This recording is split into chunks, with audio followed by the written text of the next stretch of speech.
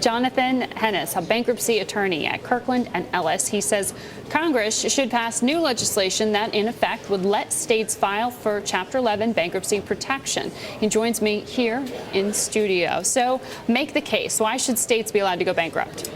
Because states don't have an option right now. They don't have the tools that they need to be able to work their issues out. And if you take the state of Illinois, so you do have the $13 or $15 billion deficit, but you also have $80 billion or so of unfunded liabilities for pension plans. You have $8 billion that they haven't been able to pay out to their hospitals and their schools, and they've been withholding those checks or just don't have the money for the past 7 months or so.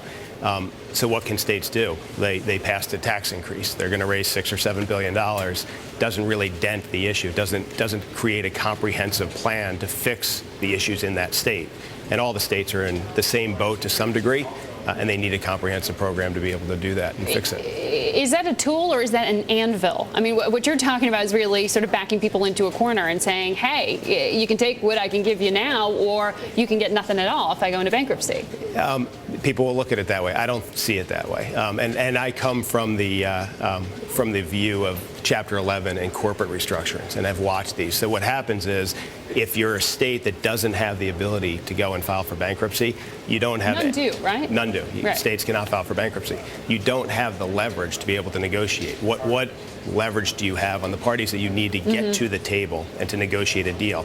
Because what bankruptcy really should be there for is to provide an avenue to allow for negotiations to go on. And again, if you're the state of Illinois, great, you've just raised $7 billion by taxing your citizens, but you haven't really dented the deficit. You really haven't fixed the underfunded pension liabilities. You haven't brought in enough money to pay your schools and your hospitals.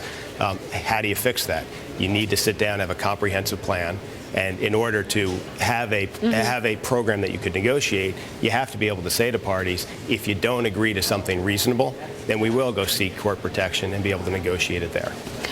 We asked Bill Gross about that earlier on. Should states be allowed to file for bankruptcy? And he was kind of like, it's not really going to happen that the law is going to change and allow for that. I know in this state, the state of New York, the former lieutenant governor put forth a proposal to have this happen, and it went nowhere.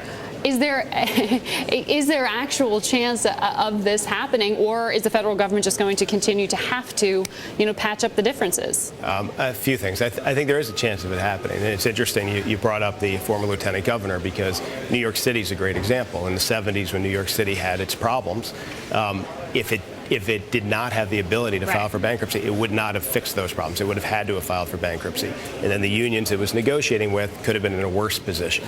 So they got to work things out of court, and that was good. I think what we're starting to see now is we're starting to see a lot of people talk about bankruptcy as an option for states.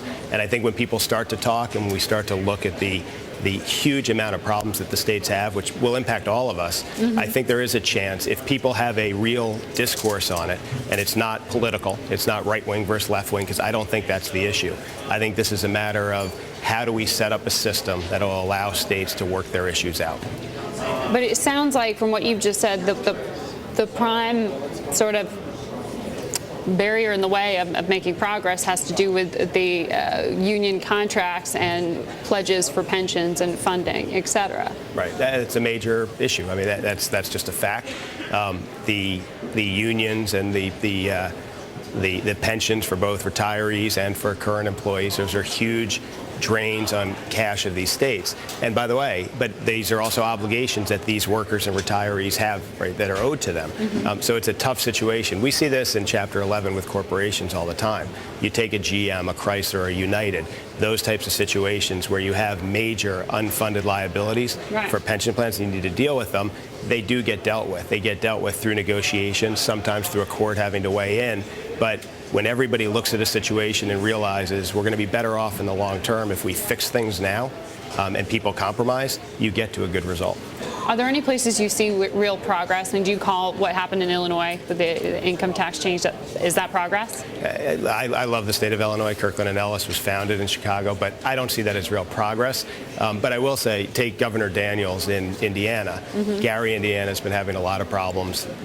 Municipalities were not allowed to file for Chapter 9 bankruptcy in Indiana because the state has to authorize it. The state's now going to authorize cities and municipalities to file in Indiana. I think that's progress. I think people are starting to look at it. And again, this is not so a state would file for bankruptcy. I think that would be a very dramatic thing, a dramatic episode in our bankruptcy world. But the ability to do that people have to say, what is my downside when I'm negotiating, that's a powerful tool.